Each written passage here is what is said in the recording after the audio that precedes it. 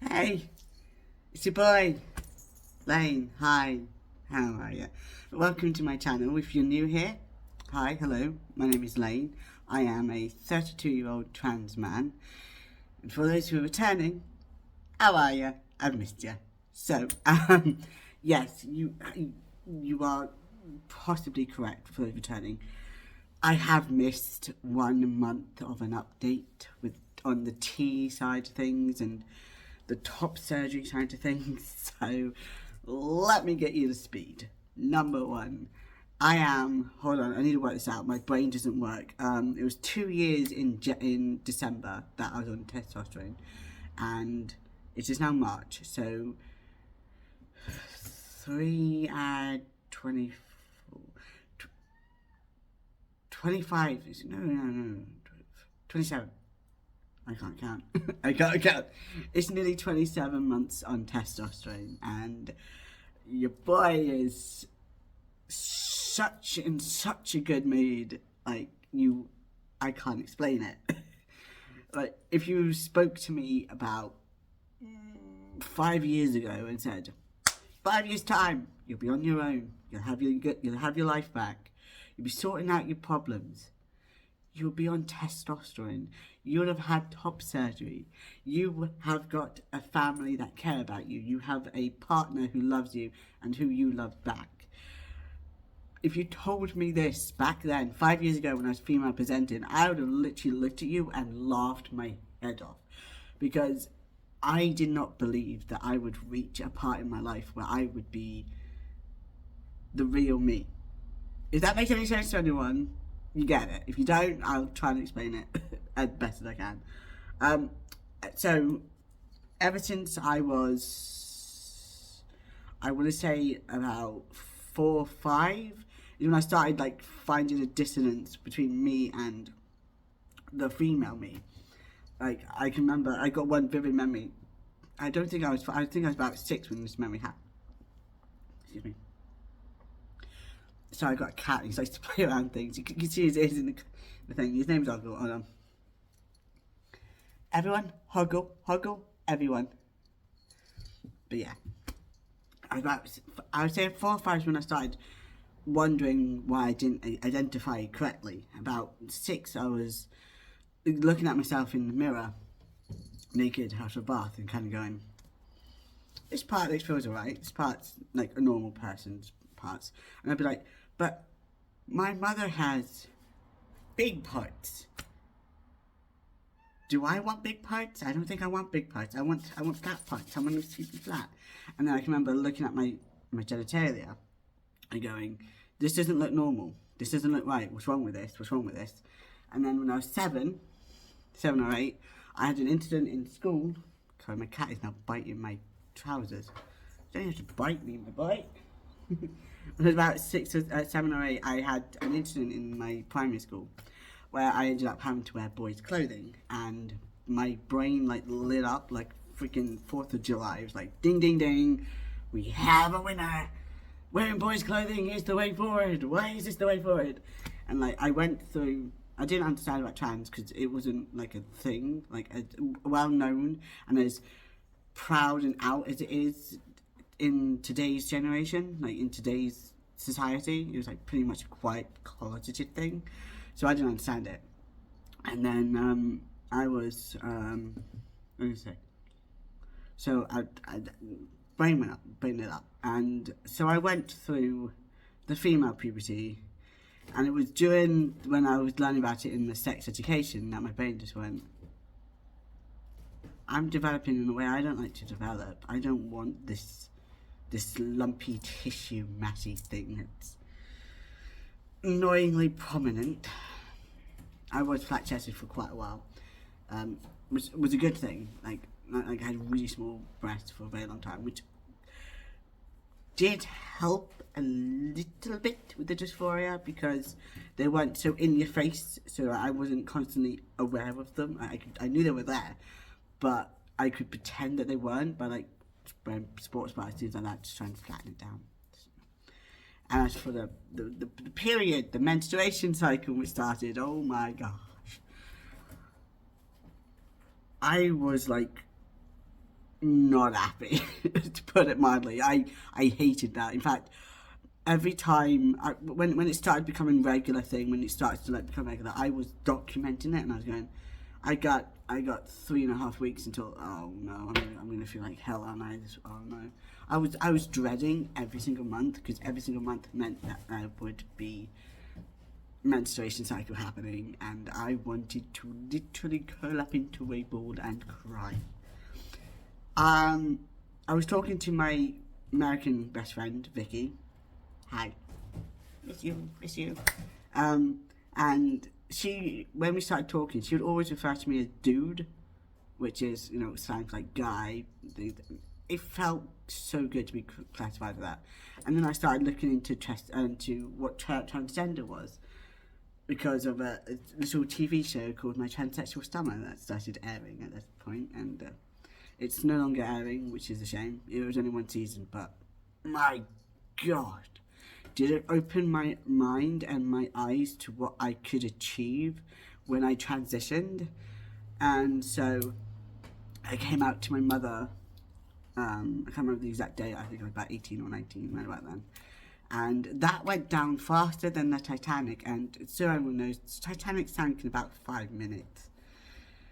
So if it went down faster than 5 minutes, you can tell it was not going to go good. For context, I am actually adopted. And when I talk about my mother, I'm talking about my adopted mother, who unfortunately is very transphobic and very homophobic, and I no longer speak to her for other reasons, not just the transgender reason, but yeah. She always used to say to me that as my mother, she knows best, like she knew me better than I know myself. And I'm like, if you know me better than I know myself, then I don't know anything about me. But I know myself better than you think you do. It got to the point that I think it took her like 10 years to figure out what my style was. And then after like the second time of trying to transition, and Alison literally being like, no, you are not doing this. You are phoning up the psychiatrist and you are discharging yourself. You are not going through this appointment. Which ended up with me discharging myself from the psychiatrist, which was a stupid thing to do. And I don't know why I did it. But I was so beaten down, and I was just like, okay, you know what, fine, screw this. It's never going to happen. I'm never going to be myself. Accept the reality that I will always be in the wrong body, and I will always hate myself for it. So I did. Got to talk about my best friend Matthew. Love you, my brother, my soul brother. Love you.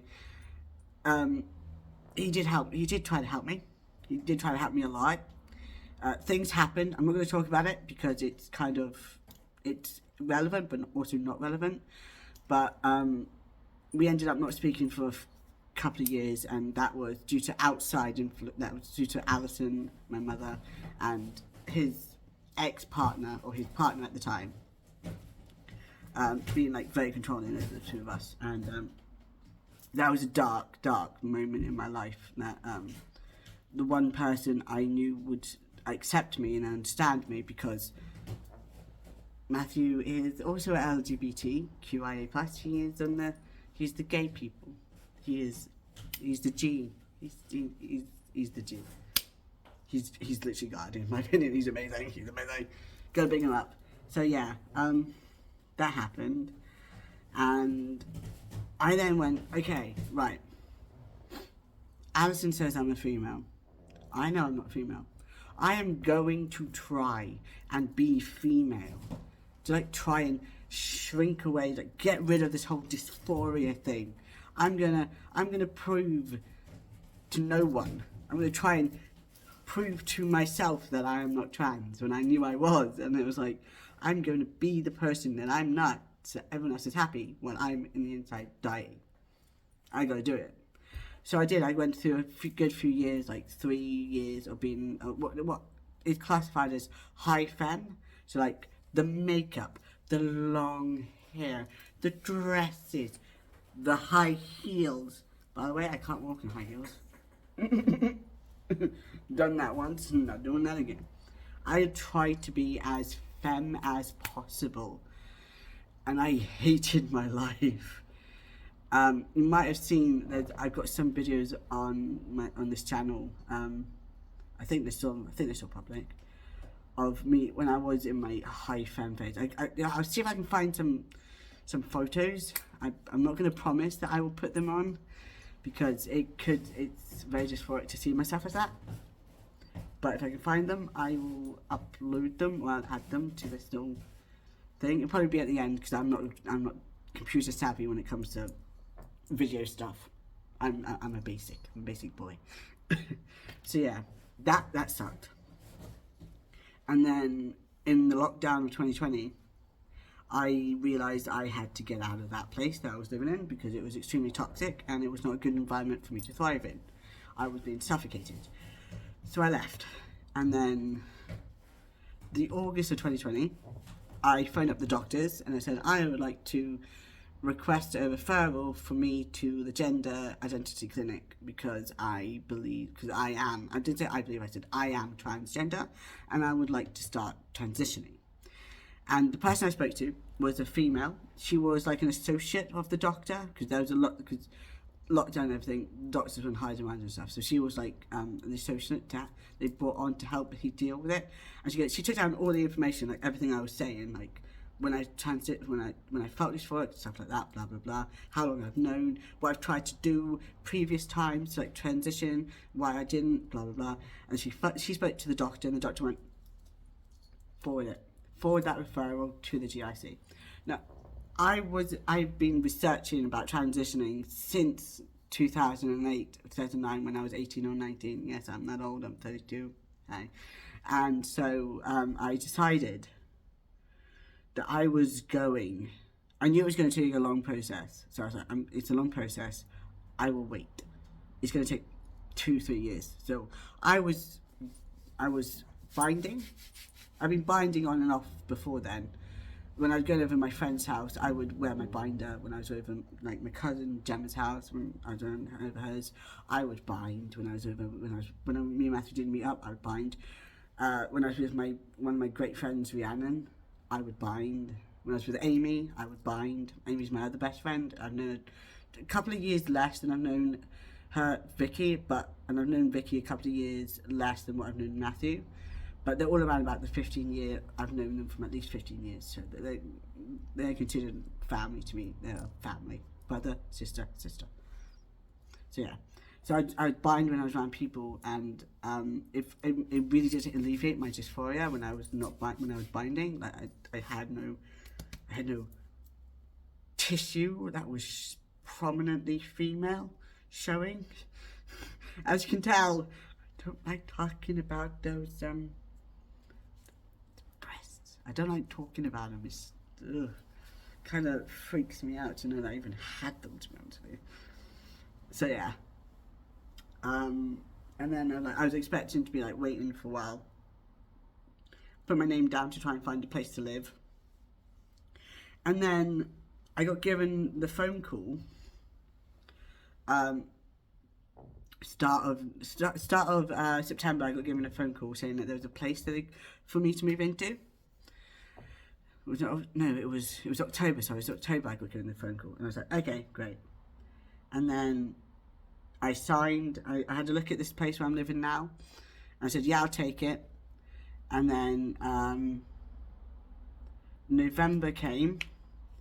I got given the date that I could sign the lease and move into this place. And later on that evening, on November, I think it was November the 13th or something. It was quite early on. I got a phone call from the gender clinic in Cardiff. And when I heard them, I was just like, why are they phoning me so soon? And then they go, we have an appointment if you'd like to take it for a week, for Wednesday the next week. And my brain just shut down, and I was like, heck yes, I would love to take it. Thank you for letting me know. I literally I hung up, and I was like close to tears. I was like, I don't believe this. I got an appointment. I thought when I was getting, I thought it'd be a good few years until I even got an appointment, because some places are 2 years plus to get an appointment for a GIC, which is despicable in my opinion. It really is disgusting, and I was expecting that to happen. So when I found out that I got an appointment, I was like, oh, okay, it's just probably just a formality. So then I moved into this place. Then the Wednesday, I think I moved in on the Monday, and then on the Wednesday or something like that, I had the GIC video consultation, and they had my notes from when I previously tried transitioning with my psychiatrist, and another time previous when I was speaking to the doctor about it, but I didn't follow it up because of my mother got involved, as my mother does. She likes to get involved in everything. And so I just kind of was like, you have my details? And then on the phone, on the video consultation, Dr. Quinney, she said, right. So she asked me about my childhood, my friends, my situation, things like that. And then she goes, so do you want to take testosterone? And I was like, hell yeah, duh. I didn't say that, I was just like, yes. That is one thing I really want to do, is take testosterone to start transitioning medically, and top surgery. And I forgot to mention at the time, but bottom surgery, which I've spoken to them about recently, last year about it, so that's going to happen. And she was like, so what have you done about like the transitions phase? I was like, well, I changed my name. I've been socially transitioning for the last year, well, for the past, been about a year, but this is the point that I've been like trying to socially transition. And when I was out and about, I was more masculine than feminine, but I was proper like actually just going out, changed my name, done this, done that, changed my name on my driving license and stuff.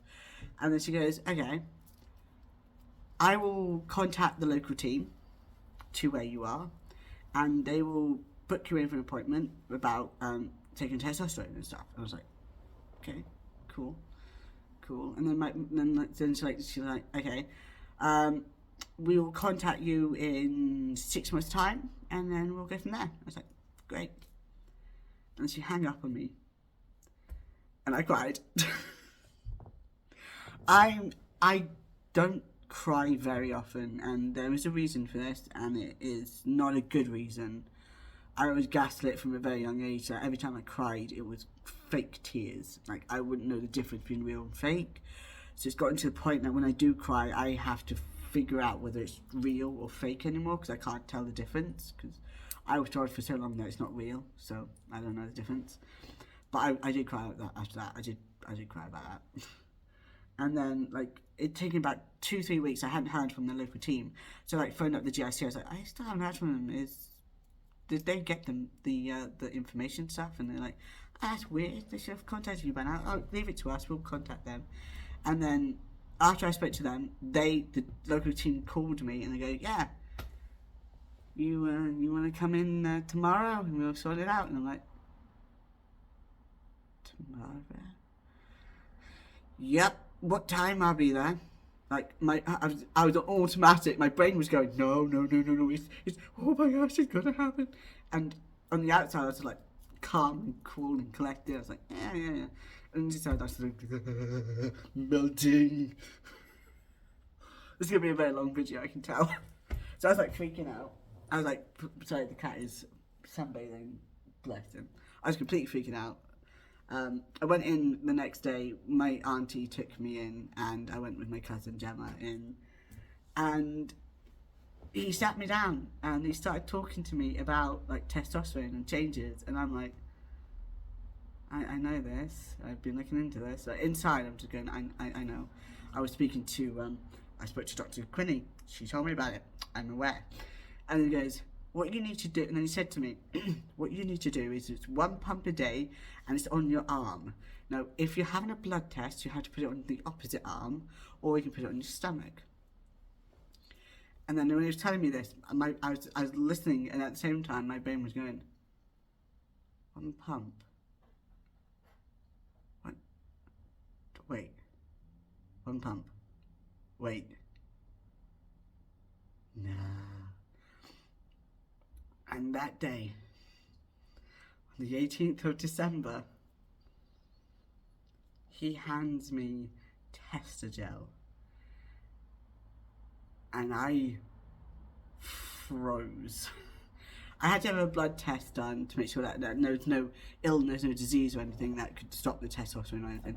No, everything went clean through, and was everything went through clean and clear, and I could start testosterone. And it's now been 27 months. I've been on T for 27 months, and I don't know how to feel anymore.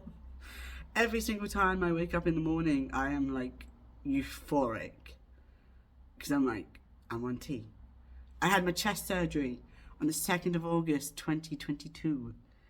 I am 7 months, well, nearly 8 months now. August, September, October, November, December, January, February, March. I'm 7 months post-op. 7 months post-op.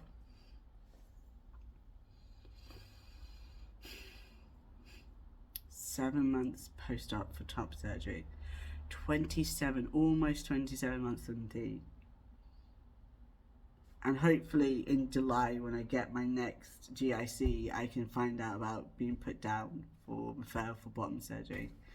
Because unfortunately, my dysphoria has gone from the mounds of tissue that I had to what's between my legs.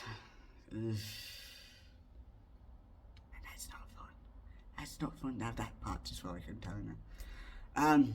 So, changes from T from the last video. I have no muscle mass. I need to start working out because I have nothing here, and I need to start, like, you can, like, if I just do this, you can just, like, you can just see the tiny sort of dent, and that's from testosterone.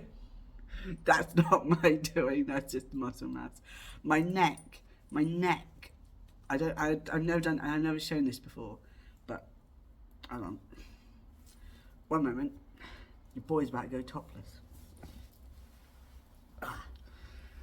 Like, you can see the neck muscles. Like look at them.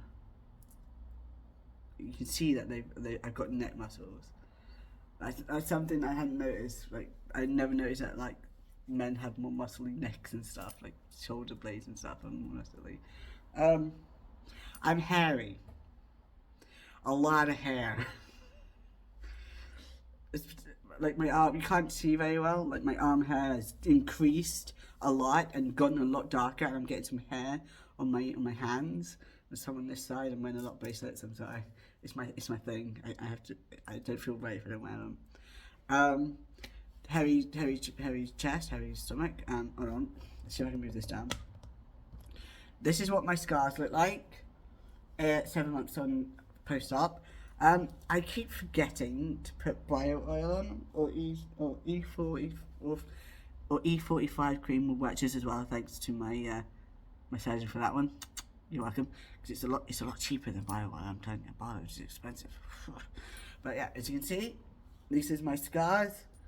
I'm not allowed to go out showing my scars until August this year. It's got to be at least a year before you can go out in direct sunlight with your scars. It's part of the healing process. It's fine. I've got a lot of tattoos. Not a lot. I've only got 30, but I got quite a few tattoos. Most of them on my arm, because my left arm is going to become a sleeve eventually. What else has happened? Let's move you back up to my face. Do I keep staring at my nips? I know they're beautiful, but baby, they're mine. Touchy, as I say so. Okay. Just so we're on the same page. Oh, it's actually really warm. Actually, I'm going to keep my top off, actually. I'm going to keep my top off because it's quite warm in here. What are the changes? Obviously, hairy legs, that's a given. Hairy backside, that's also a given. Like, butt hair, you female people, you females, you women, have no idea how lucky you are not to have butt hair. Because it's like a forest, and it's not pleasant. Bit TMI, but just so you know, there's hair everywhere. Hairy feet, hairy toes too. didn't know it was possible to have hairy toes, but apparently it is possible, and I have hairy toes. The main changes that you will see on my face, besides my piercings, which have nothing to do with being trans, I have a very, very patchy beard, and I am proud of my boy. It's taken me 2 years. Well, no, I did shave it all off in September. I shaved it all off. I had no hair, and it's taken from September to now. I have been grooming it slightly, so it's like, so it is not as bushy as it usually is. I have a scratch or something on my neck. Where's that? I don't know what that is. But yeah, moustache.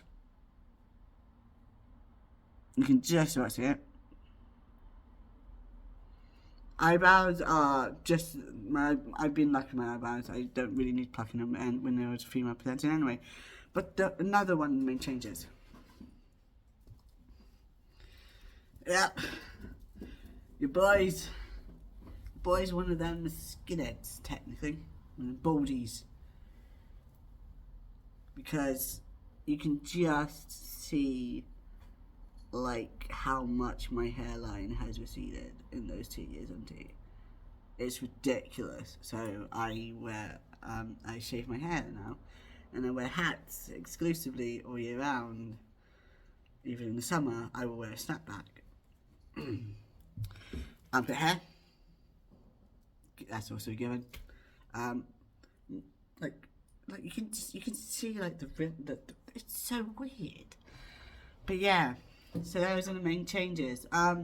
There is bottom growth. I haven't looked at it. I haven't checked it because I'm extremely dysphoric about the fact that it's not an actual proper male genitalia. It's just the woman's part that's growing out bigger and stuff, and it's not easy for me to talk about. Hence why I'm hoping to be a candidate for bottom surgery. I'm going to let you guys know, I am leaning more towards phalloplasty rather than Metoidio, for the simple reason that I don't think, I know for myself that even though what I've grown is very small, if I have a small male genitalia from Metoidio, yes, you have more sensation with it. Yes, you have less surgeries with Metoidio than you do with Phallo. I think Phallo is like 4 stages, and Metoidio is like 2 or something. And yes, there are less complications with Metoidio than there is with Phallo. But at the end of the day, I don't believe I would be able to handle having something that's small, because I'm doing a lot more research. I've got until July to like make up my mind which one I'm going to go for, because in July that's when my next GIC appointment is. So while at the moment I'm leaning towards Phallo, it could switch. I could swing. Poor choice of words there. I could move on to thinking that Metoidio would be better for me, but at the end of the day, it's still up in the air. I know I want bottom surgery. I know I want it. I just have to weigh up the pros and cons between the two, and then make up my mind which one would be less, not invasive, less complications for me personally than the other one. So I'm still up in the air. I'm heavily leaning towards more Phallo. I mean, as I mentioned, there's quite a few more complications with Phallo than there is with Metoidio. Metoidio works with what you've got. Phallo makes it completely out of the skin graft that you get. So I am thinking about that. But yeah, what else has been going on? What's been going on in my life besides my transitioning? I am doing a degree in criminology, which is a level 3. I've got my internal assessment in a couple of weeks, which is kind of creepy. Also, in just over a week, I will be going to London with my partner Kay to see All Time Low in Wembley, which is going to be epic. It's going to be good.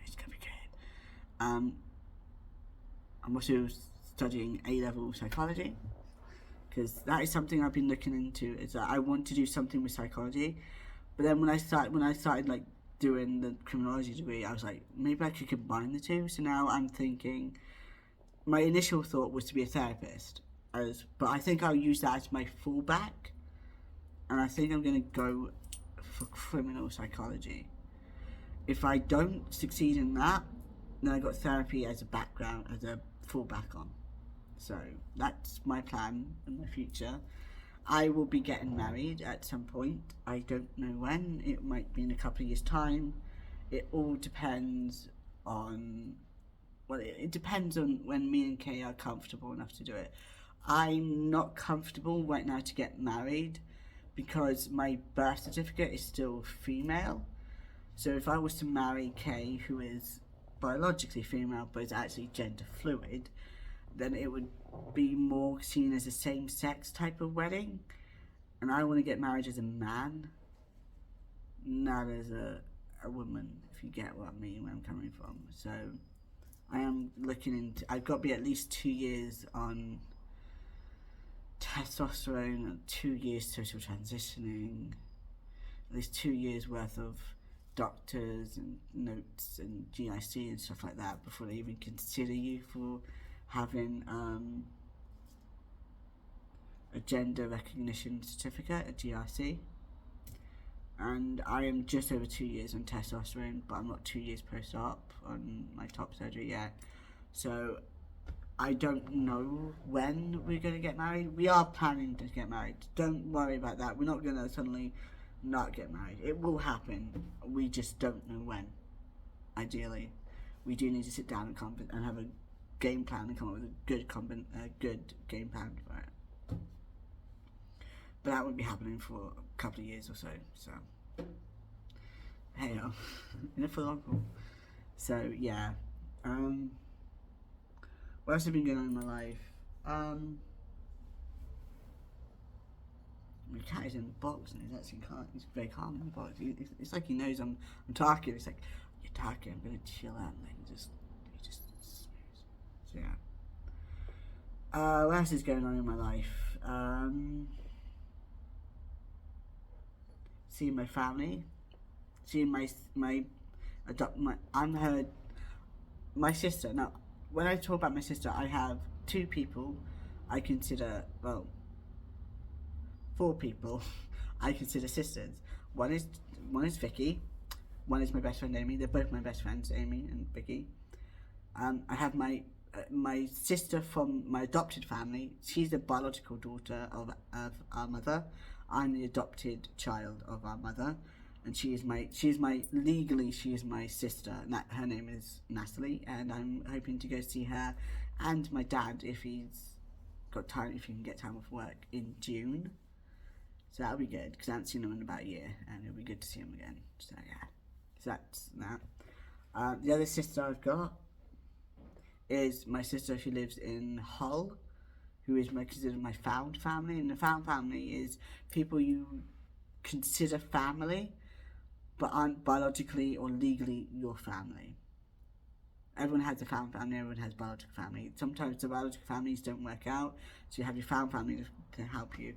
She lives in Hull, and I'm hoping to go visit her either in April or at some point in early May. I haven't worked it out yet. I gotta work on my finances and stuff. But yeah, I'm so sorry.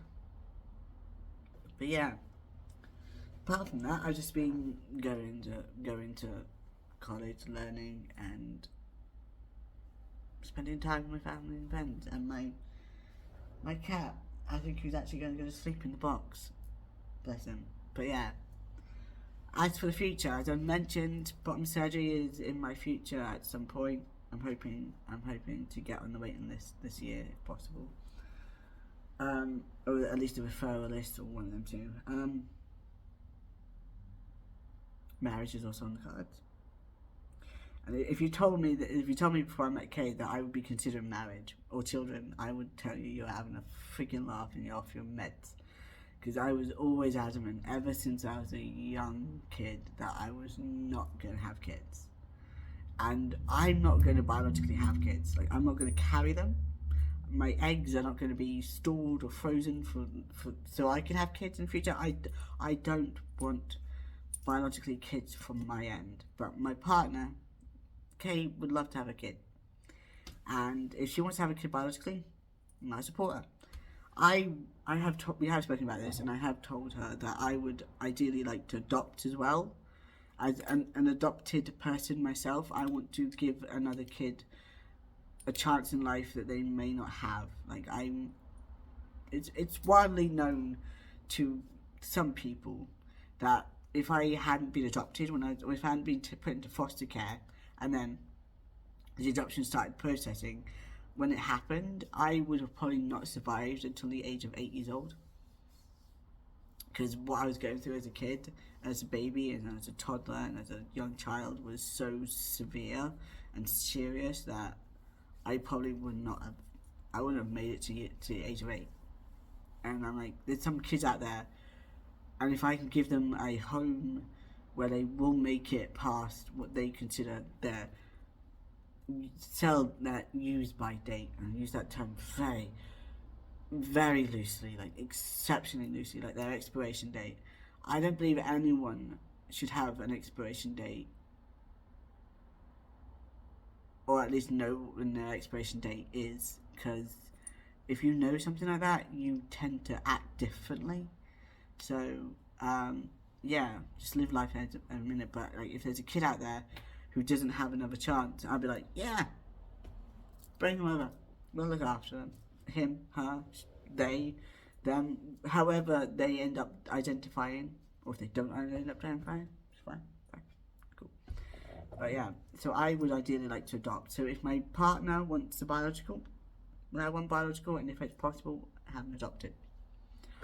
I was thinking about foster would be interesting, but I don't